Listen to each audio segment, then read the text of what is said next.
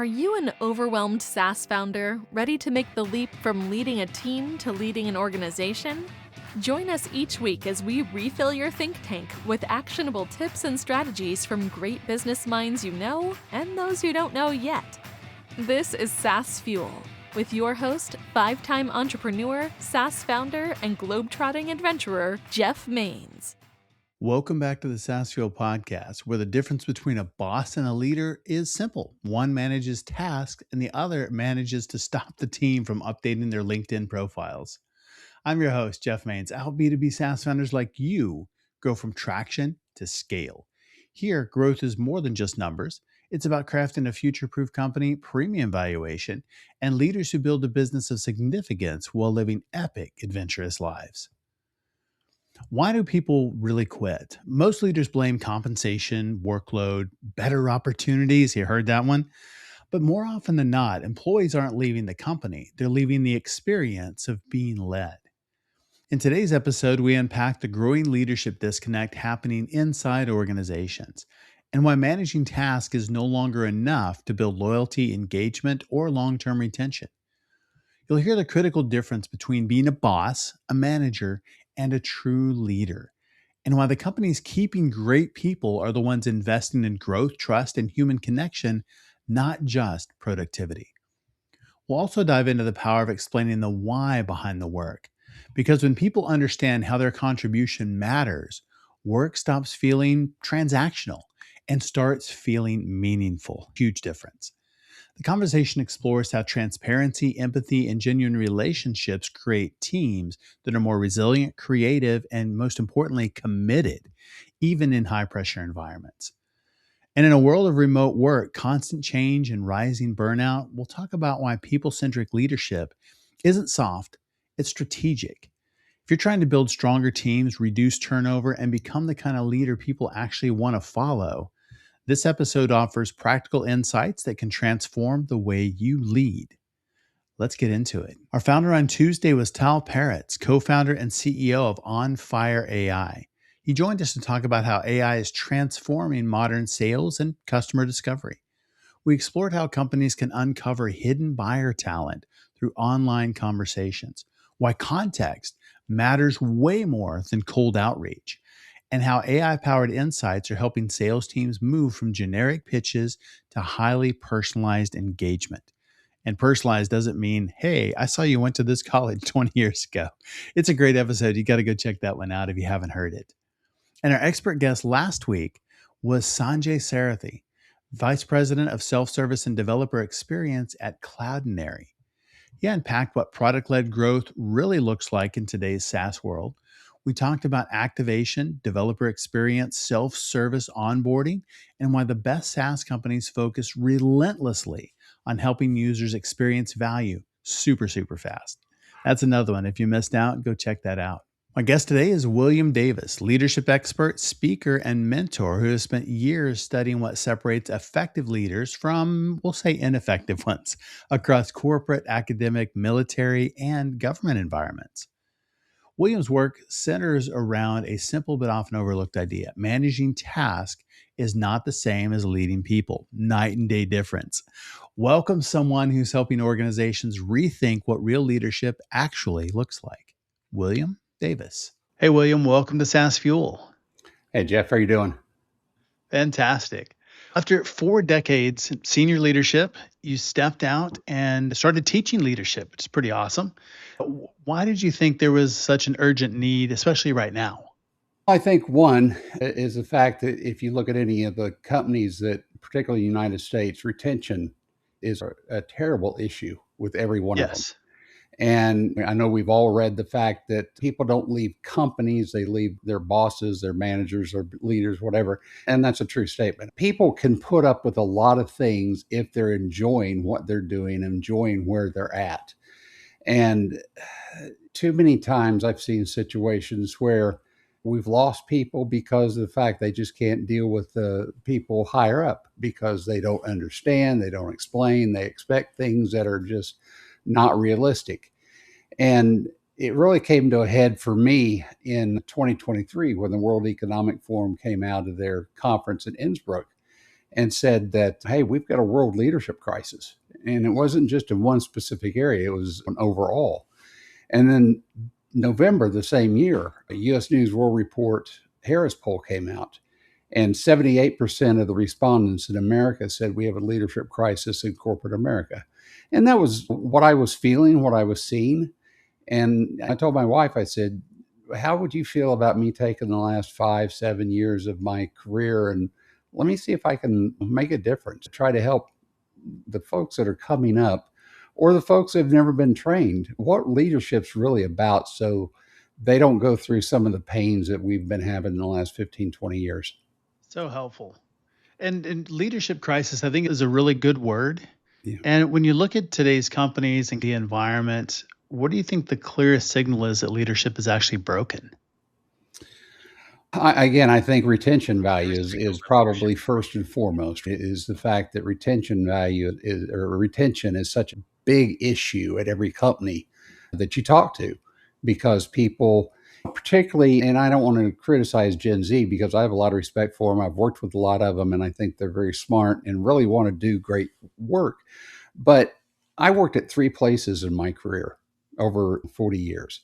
And there's a lot of people that work at 3 places in 6 months now, 3 places in a year. And so Right. there's something going on. There's the connection is not there anymore between people and their workplace. It's got to be more than just a job. It's got to be a career. And we've got to help people understand that and desire to do that. And what if there isn't a desire for that? Career has taken on a Yeah. different meaning in Yeah. generationally. And so it's doing the one thing for a little while and then do something else and then something else. How do we build that loyalty where somebody says, hey, this is where I want to be or this is what I want to do? And or is it just for a time and then they move on and do something else? How do you balance that? That's a great question. Part of what I always try to do when we were talking about balance is every project, every piece of work that we had, I explained to my team the why. Why are we doing it? Not just what we were doing, but why we were doing it. And the reason I did that is because I wanted them to have a stake in what we were doing, felt like they were invested, so they had the creativity, felt like they had the bandwidth, if you will, to come up with a solution, not just the corporate solution that everybody thinks is going to be the answer, but online training courses, AI. There's just so much out there today, and people learn in different ways and at different speeds and at different levels, that I don't want to inhibit somebody in the work that they do by assuming that, hey, we have to do it this way because that's the way it's always been done. I want them to be creative. And so I think when you allow somebody to be creative, feel like they're invested. So at the end of the day, when it goes live or when that work is done, they can say, hey, I did that. I was a part of that team. And I feel the pride in what we did. To me, that goes a long ways to helping somebody feel like, hey, I've got the ability to make a difference here. They value me. They value my opinion. They value the work I do. So I'm going to stick. I'm going to stick around. Really good. I love that. And then they're invested and they own that outcome. Yeah. I think it really changes the dynamic. Oh, absolutely. Absolutely. When you go home at the end of the day, you like to have a sense of pride that I didn't waste my day, that I did something valuable. And that really helps people feel that way when you really involve them in the creative process, the solutioning process, so that what's being done is something that they had input on. Yeah, it makes total sense. I've written about the difference between a boss, a manager, and a leader. And why do so many people get stuck thinking they're leading when they're really just managing? Well, a lot of it has to do with the fact that they feel like the success in leadership comes with the success in getting from point A to Z. And to me, I've always considered that managers. And, there's managers that are leaders and there need to be, and that's great. And if you're not a leader, but you're a manager, that's fine too, because we've got to have somebody that's in charge of the functional work and making sure that we make progress. But to me, leadership is when you move into that position, you're transcending. I'm not focused on myself anymore. Yeah, I still worry about my career. Yes, I still make the decisions that help my career move up. But I am now in a leadership position where my responsibility is now to build up the next generation that's coming up. Because at some point I'm going to move on, I'm going to retire, whatever, and there's got to be somebody there to take over.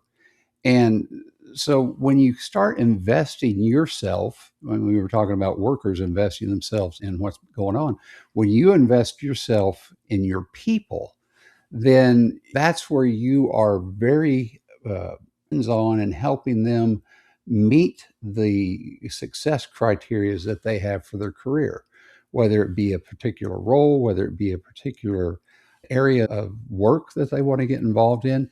You focus on helping them get there, helping them reach those goals. And that's separate and apart from just getting the work done that we have to every day. That's really good. It kind of reminds me of just being in Texas, Tom Landry. Yeah. Certainly well known. And his famous quote, a job of a football coach is to make men do what they don't want to do in order to become everything they've always wanted to be. Absolutely. And I think that's what you're talking about here, is really pushing them in those ways, and because it is about their growth and their success. They give me the skeletal outline of what they want to do, where they want to go, what their ambitions are. My job is to help fill in the framework to help get them there. Or sometimes you have to offer the guidance that, hey, I don't really think that your aptitude is going to lead you to be successful in that area. Let's try this. So good. And you define a leader as somebody who is focused on people's growth and success. And what does that look like in practice, especially when there's pressure to hit numbers? And I think that's really common today, is we want people to grow, but then you've got this big number chasing you and you've got to get your people to deliver that. I think optimally, the desire is the work that you're doing, you can structure it to where people can be involved in something that helps them do two things at one time: learn and grow and start reaching that area that they want to focus on.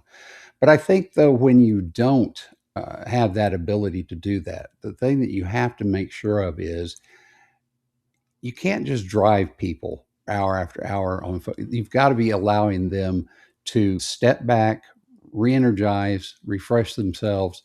And that's when you offer them opportunities, maybe to go to training, to watch online stuff, maybe read stuff and come up with ideas of what people are doing so that they get some understanding of newer trends or whatever.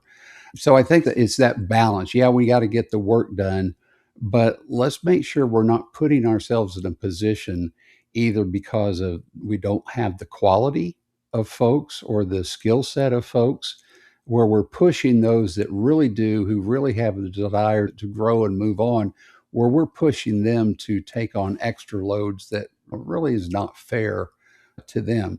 I've always thought leadership is making sure that the work that is getting done is done by people that have the ability to do it. Too oftentimes we just stick a body in and say, hey, we got to get this done.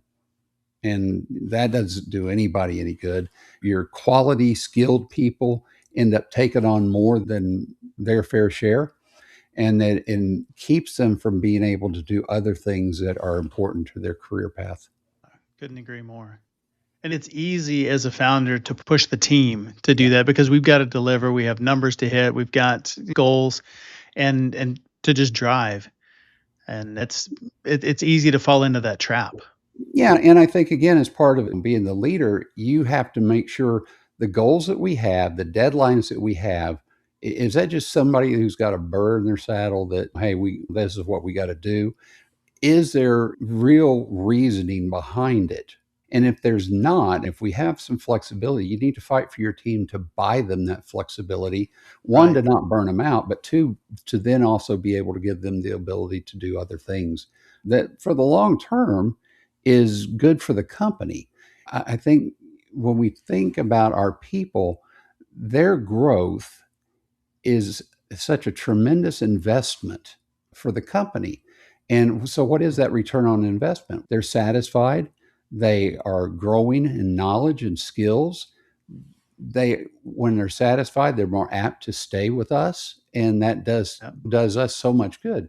When you have to replace people, I don't think people quite understand.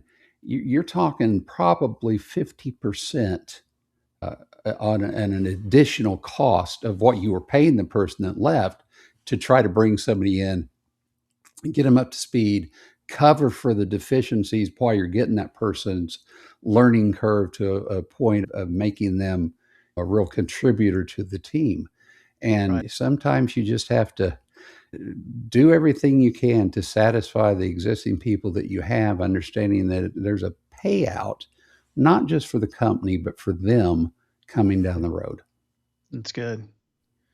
A lot of founders that are listening come from technical backgrounds. Yeah. And what do you think the biggest mindset shift is when they make that leap from going from doing the work to leading people? A lot of times they're either promoted into the roles or they start a company and now they've got this new role of leader that nobody's ever trained them for, even if they're just promoted. You're leading the team, but you get no support, no training, and it's good luck. So, what would you say biggest mindset shift when they go from being the doer to actually leading people? First is understanding that your team is not your competition. Too many That's good. people move into the leadership role and they look at other people who are having success, doing really good work, getting recognized, and that's a jealousy factor for them. Even if even if they're on their team, they're still I should be getting that glory. I should be. And so the mindset is your team's not your competition. They are the greatest complement to your abilities as a leader. When they have success, that means that you have allowed them to do the things that a leader is really designated to help his people do or her people do. And so part of that is stepping back and understanding the day-to-day work is not micromanaged. I am there to help people if they have a question, not to do the work for them, not to give them the answer right off, but to help spur them on to be more creative, open their mind, think in ways that maybe they haven't before. And so stepping back, understanding you don't do that day-to-day, minute-to-minute work anymore is probably one of the bigger challenges I see because it's easy. Are you missing key relationships that could transform your leadership? Most leaders are. They just can't see it. And here's what shocked me: the most successful leaders aren't lone heroes. They're the center of four specific relationships that multiply their impact while preserving their sanity. You're probably like everybody else, drowning in connections, but starving for real support. And it's creating a silent epidemic of leadership burnout among executives just like you. So, take my free assessment at thecaptainskeys.com. Discover which critical relationships you're missing in under 5 minutes, and then grab my new book, The Captain's Keys, part Netflix drama, part game changing blueprint for leadership that actually sustains you. One CEO called it the owner's manual I never got. So, stop flying blind and see what you're missing. I've done it all my life. I'm very familiar with it. I like doing it. So it's just easy for me to step in and do it. That doesn't create any kind of trust in your team because they look at you and think, hey, that's my job. Why are you doing it? Do you not trust me to get it done? And again, then you start down the path of you have retention issues because of that. So stepping back, guiding, not micromanaging is really the call when you move into that role. Oh, that makes a lot of sense. And it's hard because I think when we're under pressure, we fall back to what we know. Yeah. And a lot of times that is the doing. And that's where we're comfortable. Yeah. But then we're in this new role that is very uncomfortable. Yeah. And oftentimes people who get in this new role get pressure from up above. You can worry about doing that later. We really got to get this done. No, that's the mindset that's going to drive your people off, right? So True. you've got to give the leader the opportunity to take what's in front of him and in front of his team and be able to help his people get through it to the satisfactory result in the satisfactory timeline. And At the end of the day, come out feeling like, as we talked earlier, they're invested and they contributed. Yeah. You've emphasized a few things, support being one of those, growth and success, Yeah. trust, empathy. Yep. How do leaders build those without coming across as soft or losing accountability or maybe not having their authority? Yeah. It's a growing pain, right? Here's what I always looked at when I was choosing leaders for my organization. The first thing I wanted to do is understand, why did they want to be a leader? If they came to me and said, "Oh, it's because more pay, it's because of the authority, the power, whatever," I stepped back and said, "No, we need to work on that, because that's not the purpose of wanting to be a leader."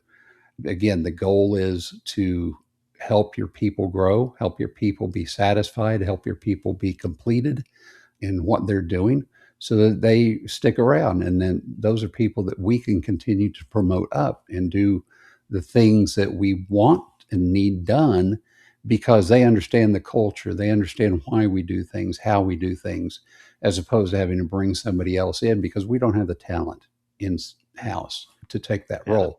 So when I work with them, the understanding is, look, your priority is shifted from me focus of worrying about my career and making sure I get all the accolades that I want and feel like I deserve, to now that's your focus on making sure that happens for your team. And that's a hard mindset, because again, people often don't understand that when their people have success, that is a reflection on them. And it's a great reflection. In my opinion, it's more so of a great reflection on them than when they were actually doing the work themselves, because it's such an unselfish mindset, right? Right. You're focusing on helping, as we talked about, build a team up. But the problem that I have seen so often over the last 20 years is the fact that when you have a team that is highly successful, doing great work, the people up above say, "What were you doing? What were you doing Right. as the leader? Follow me, watch me," right? Or better yet, take me out of the equation and let's see how successful they are, right? Don't undermine the leader because they're trying to do it the right way. They're trying to manage multiple end results here, not just to get the work done, but also to, again, to help the people grow so that they are willing to stay around. And so they get frustrated. Well, nobody thinks I'm doing anything. In 40 years, I can't even begin to tell you how many times I had somebody ask me, "What are you doing?" "I'm leading my team. I'm leading my team." "But aren't you doing work day to day?" "I'm leading my team. That's my full-time job." And that's interesting, just the perspective, Yeah. because when leadership is done really well and teams are performing at a high level, Yep. it looks easy. It It looks looks like the leader isn't necessary, but that's the whole reason that the team is performing like that. Yeah, and I put it in my books, and I always talk about this when I speak to groups. Leadership is deceptively simple. It's deceptively simple, but simple doesn't mean it's easy. Again, because you're dealing with people, and Yeah, people are complex. And so you've got a lot of balls in the air that you've got to try to balance and make sure they don't fall and topple the whole house. right on there. You brought up a word a couple of times, and that's why. And people understanding the why behind their work, as Mhm, well as why do you want to be a leader, seems like a mhm. pretty important word. What happens inside a company when that why is missing? From my experience, when the why is missing, people get frustrated. They're not as creative. They don't tend to invest themselves in the work to the degree that they would if they understood the why. And again, we go back to, they tend to leave because at the end of the day, they're like, "This doesn't make sense to me. Why? I don't understand why we're doing it or why we're doing it this way." And so when we don't, and again, we're all on the same team. Why would I be keeping secrets from them? But how many meetings do you go into, or have you gone into, where we're doing this? Why? We can't talk about that. That makes no sense. I want you to do the work, but I don't trust you enough to share the details with you. And that's just ridiculous. So again, the why is a multi-tiered tool that helps people feel trusted, feel invested, feel creative, and again, at the end of the day, feel like they contributed to the success. No, that's really good. What are some signs that the team is executing tasks, but they're not actually connected to the mission, the big why behind what they're doing? How do you see that from the outside, and then how do you fix it? Yeah. One of the first clues for me was there was no interaction amongst the team. They were all doing their own thing, weren't working together, weren't talking to each other, weren't bouncing ideas off of each other. If someone had an issue or had a concern or didn't understand how to do something, they wouldn't go to their teammates to say, "Hey, can you help me here for just a minute?" Or if they did, the person they went and asked said, "Oh no, I've got my own stuff to do." So Yeah. the first thing that I always wanted to try to do is help them understand, guys, we are a team. We win together, we lose together.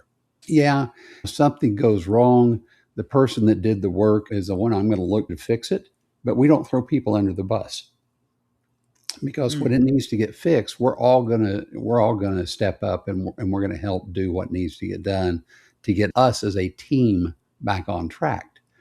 And when I saw them mingling among each other, talking, pointing, looking, so forth, I knew that they were engaged, not just in their little silo, but they had the overall picture of what we were doing in mind, so that they made sure that, hey, person over here, don't do that, because if you do that, I have to change this, or it won't work with this. And again, that goes back to don't want to sound like I'm beating a dead horse, but the why. Why are we're doing it because of this? How do we get there? Okay, let's get creative. How do we do it?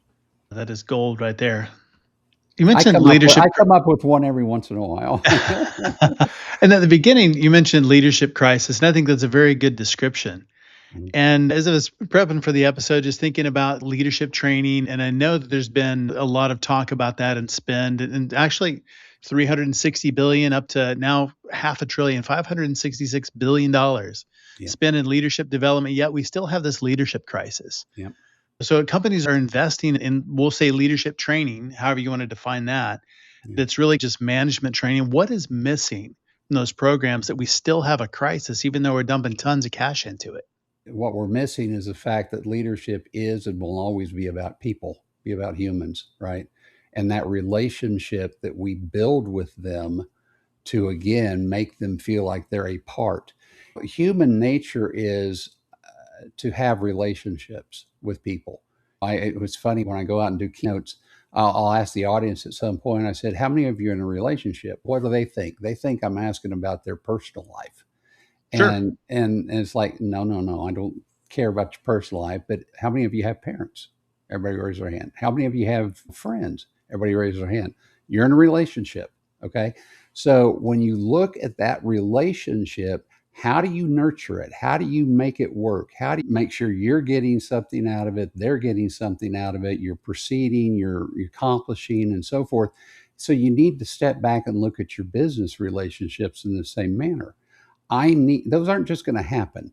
I need to build them. And as a leader, to me, it was always my job to set the pace, set the goal, set the standard of how we did that. And again, letting people understand I'm invested in you as a person, not just as a asset for the company or a person number or somebody gets a paycheck. I'm invested in you. Maybe sometimes that involves things other than work related stuff, right? But I've got to help you get through that, because at the end of the day, that affects how well you do your job. And when I did that, it filtered down through the team. And I'll give you an example. When I was working at the financial institution I spent the majority of my career with, there was a period there for about 10 years. We were on the road, my team 75% of the time. And every night we would go out to dinner together. And because of that culture that we had, when we sat down to dinner, it wasn't work talk. We were talking about kids, we were talking about friends, we were talking about family, we were talking about vacations, all these things. So these people were more involved in each other. Life is about no other way to say it than you would have normally have expected, right? And so then the next morning when we would come in, oh, how's everything going? Did you talk to them last night? How are they doing? How was their game? And there was a camaraderie there Yes. that was really built. Now, that doesn't mean that we didn't have issues, we didn't have fights, we didn't have squabbles, whatever. Sure. But what I was allowing my trust in them to do is work it out, right? Yeah. And not that I would let them just go, but I would keep an eye on it. And then if I felt like I needed to step in, I'd step in. But generally, they just have a squabble, disagreement, whatever. They'd work it out and go on. Those relationships are so important. Oh, And yeah. when we look at employee engagement versus disengagement, and there's a Harvard study, they've been doing it for a long time, the study of adult development. Yep. And recently, if you have a best friend at work, strong work friends, you're 7 times more likely to be engaged. But it not only it doesn't just affect you, but it affects the people around you as well. You betcha. Significant productivity gains. It's unbelievable when you have that just friendship. Yeah, because you enjoy what you're doing, not necessarily just the work, right? But you enjoy the atmosphere, you enjoy the camaraderie, you enjoy the fact that, hey, there's some people here I really like and I have a lot in common with, and we'll go to lunch or we'll go out and do something after work or whatever. A lot of people that I worked with, they would do stuff together on the weekends, right? Because they lived within a general area of each other. So yeah, absolutely. The relationship building is, to me, the make or break of you as a leader. Because if you can't build a relationship with your people, then they're not going to build a relationship together. Or if they do build a relationship together, it's going to be because they don't like you. They're going to be scheming how to get this guy out of here. But yeah, think about how many times have we read or have we heard about somebody who was an exceptional worker and they would have a catastrophic event in their life, right? And they might have to take 2 or 3 weeks off, or they might have to ask to work from home or whatever. And at the end of the day, the company has decided, you know what, that doesn't work for us. Right. We're going to let you go. Not just the message that it sends to that person, but what does it send to the rest of the people? I am nothing more to you than what I've done for you lately. And nobody wants to think that's their total worth to anybody, let alone what they're spending, 60-70% of their week doing.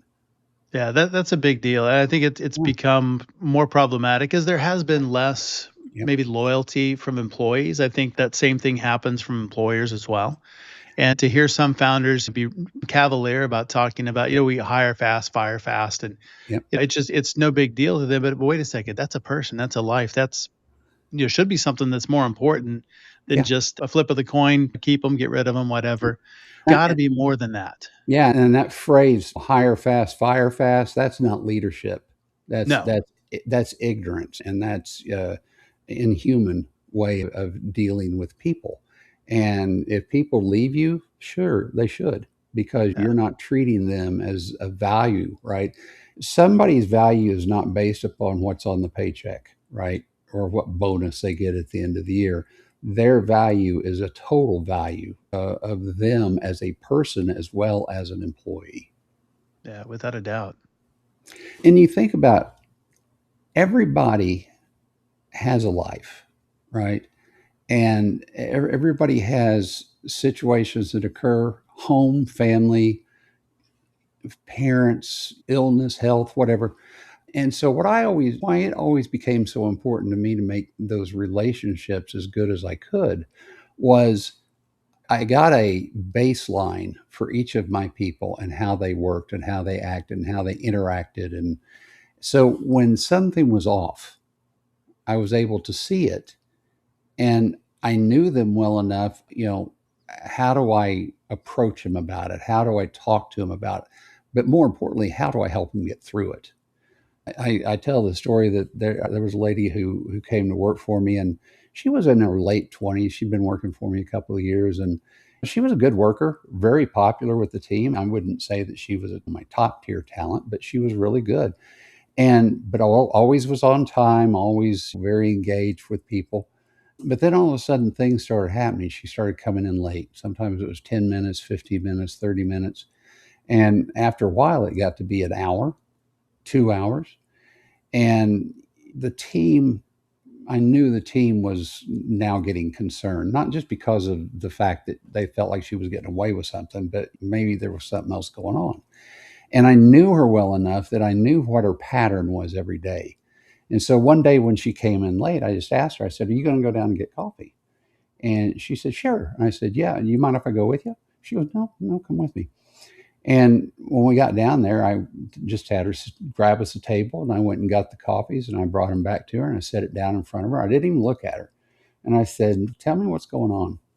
And the level of emotions that came out of her, it was unexpected, right? She was very emotional, but what had occurred, her mother was terminal. Her mother was on Wow. hospice, right? And I said, "Why didn't you tell me?" I just don't think that was something that I should have told anybody because I was worried about what would happen with my job. I said, "The first thing that's going to happen is you're going to grab your laptop and you're going to go home and you're going to stay with her and you're going to work from home," because her mother was with her. So you're going to work from home until we get to a situation where you can come back. And I said, "We will work around whatever situations you've got." And every time I talk about that in my speeches, people will come up to me and say, "If that had happened in my country, or company, they'd have fired them." Right? Yeah. They would have given them a little leeway, but then they would have fired them, or they would have told them they had to come in the office, and if they couldn't come in the office, there would be a reduction in pay. I don't understand what's the purpose, and who does that help? Doesn't help Right. anybody. And so, again, to me, that is why, as a leader, building those relationships with your people provides so many benefits, not just to the work that's being done, but to the safe space that you're building for that person, that something happens, they're not going to automatically have to worry about their job or worry about what the boss is going to say. I think technology has changed the workplace dynamic a little bit, and Oh, absolutely. especially the last few years, there's so much more remote work, and all of these things have reduced face-to-face communication. Now we've got AI stacked on top of it. Yeah. Yeah. Yeah, how has that changed a leader's ability to inspire and align teams and really create that dynamic when we're far apart? Yeah. I'll go back to the late 90s when cell phones first came out, and those are those monstrous things Yeah, the that bricks. weighed about 5 pounds. And Right. so, where I used to have to always be in person in a meeting with people, my team, etc., I was taking calls from the phone because I was driving around different states doing work. And so that face to face was limited. And one of the things that I always tell people is you need to understand that when you're not facing somebody, when they say something, you get as much out of their facial expression and their gestures to understand, are they criticizing? Are they offering a suggestion? Are they truly quizzing what's going on? Because, particularly with emails, think about how many times you get an email. It's like, "Oh, that was snotty." But you get the person on the Right. phone and, "Oh, no, I didn't mean that." You need to learn how to word things better then. But to your point, yeah, technology has made it more convenient for us to do work without that face-to-face interaction. It started with the cell phones, now we get to the BlackBerries, and now the iPhones and Galaxies and so forth. And not only have we moved away from face-to-face meetings, but half the time we don't even talk anymore. We text, Yeah. right? We email. And for the kids, we talk about Gen Z a little bit, the kids that are Gen Z that are the last 5 to 7 years when we had the pandemic, they lost a period of instruction in how to deal with people because they would have been in school, they would have had summers doing sports and activities and all this stuff. Where were they? They were locked behind doors because we were afraid that if we walked outside, we were going to get sick. And Right. so what I've seen with them, particularly as I talk to leaders, is they are just now coming into the how do I build work relationships with people, where they probably would have already done that, right, by this point if we hadn't had the pandemic. So they're behind the curve in a lot of ways. And to your point earlier, when we talk about leadership training, we don't put building relationships and working together and all that stuff as key components or core items. Again, it's the getting the tasks done. How do you do testing? How do you do business plans? So they're having to go at it on their own and figure it out. Makes a lot of sense. If a founder is listening and realizes, hey, I've been acting more like a boss or manager than a leader, what's the first change they should make this quarter?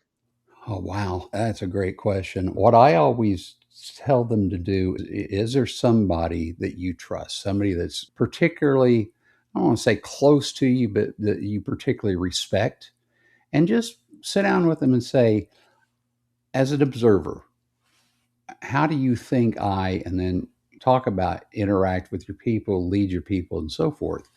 And the first thing that you've got to do, though, is understand there are going to be negatives that are Sure. going to be shared with you. And so you cannot take it personally. And you've got to understand that it's done in such a fashion that you're trying to improve yourself. What's the end goal here? What's the end result that I'm trying to accomplish? Is improve myself. And so when you do that, it may be as simple as, you know what, when you're talking to somebody and, they are talking to you, you're looking around or you're doing something with your hand. It doesn't appear that you're focused on what they're saying. And that's a big problem, right? We've already contemplated in our mind what the answer is that we're going to give them before they ever tell us what the issue is or what's on their Right. mind. And so there's a communication issue there. So that may be as simple as that. Suggestion is just listen. Don't think. Don't try to contemplate an answer. Don't be ready to come back with something to tell them. Listen to what they're saying. Repeat it to them. Not you don't have to do word for word, but repeat it to them so they understand you know what the issue is they're bringing to you, right? The other thing I will tell people is make sure you're not playing favorites. Yeah, That's hard. we all have people that we trust more than others because Of course. work ethic or whatever. But make sure that you are allowing everybody else to feel like they're a part, right? And that they can contribute and give everybody the opportunity to take on new challenges if they're willing to do it and they've got the capacity to do it. Don't just always give it to the same one or two or three people. That's great stuff there. For a founder who's trying to build a high performing company and a place that people genuinely want to stay and build that career, what's one leadership principle they should never compromise on? I think first and foremost is make sure that you always are telling the truth, whether it's good news, bad news. Obviously, if it's bad news, there's certain ways to present it and help people say, yeah, this is the issue, but here we can work through it, right? But the first time that you are ever caught being dishonest or let's just say fudging the truth, you're going to lose credibility with your team. And once you lose credibility with them, the ability to get it back is almost impossible. And keeping them in the same position that they were before it happened. We get people that just don't trust you anymore. There'll be people who say, "Hey, I'm done. I'm out of here." And there'll be some people that just, hey, this is just a job. I'm not gonna put any special effort into this anymore. So good. Where can people learn more about you online and pick up a book or three? I've got a website, williamcdavis.net. It's got my topics for keynotes, topics for workshops. There's a link out there for the books that I've written. Actually written three, two on leadership, and then I did a mystery a book earlier this year that I had a lot of fun doing. So I'm going to keep Very doing cool. that. Yeah, it was a lot of fun. And then I've got a page out there that shows where I'm going to be. I'm going to be in Canada in a lot of May. And I just got back from Europe, which was a lot of fun. And we got some other events coming up later in the year. Awesome. We'll make sure and link that in the show notes. Appreciate it. And I'll have to check out the mystery. That's very cool. Yeah, it's a murder mystery. Fantastic. You have to tell me how you like it. All right, I'll do that. It's been such a pleasure having you on the show. Thanks for being on SaaS Fuel. Oh, hey, I appreciate you having me on. I've enjoyed our visit today, but then the visit we had weeks ago. It's been enjoyable talking to you. Thank you. Thank you. Thanks again, William, for coming on the show and sharing your insights and resources. You can learn more about William at williamcdavis.net. Remember, that's .net, not .com. williamcdavis.net. As always, all links, highlights, resources, and full show notes are available at saasfuel.com. Be sure to check out our channel on YouTube as well. Lots of resources over there for you, including the series called Future Proof. Everything you need to do right now to build a business that's valuable in 3, 5, even 10 years down the road. So go check that out, Future Proof, on our YouTube channel. Thought leaders share. Share this episode with a person who keeps saying, the market isn't ready, instead of just admitting the offer is confusing. I think we've all been in that boat at some point. Everyone who shares this week gets a 1-sentence message so clear, even your relatives finally understand what you do. And my grandma never got that. It was always some computer stuff. I don't know. What happens when technology, economic opportunity, and inclusive innovation come together at global scale? Next up, Chaitra Vidulapalli, co-founder of Women in Cloud, joins us to talk about democratizing access for women and underrepresented founders, unlocking economic inclusion, and building scalable ecosystems that create lasting impact worldwide. And 1 week from today, technology leadership isn't just about building systems anymore. It's about aligning innovation, operations, and people in a way that creates sustainable growth. My guest will be Garrett Fritz, and he joins us to discuss driving transformation through technology, leading high-performance teams, and how modern CTOs balance innovation with real-world business execution. I'll see you next time, and as always, enjoy the journey. Thanks for listening to SaaS Fuel. Full show notes for each episode, which includes a summary, key takeaways, quotes, and any resources mentioned, are available at saasfuel.com. Be sure to follow and subscribe wherever you listen to podcasts. And if you're enjoying the content and getting value from these episodes, please leave us a rating and review at ratethispodcast.com/SaaSfuel. We'll be sure to read these out on future episodes.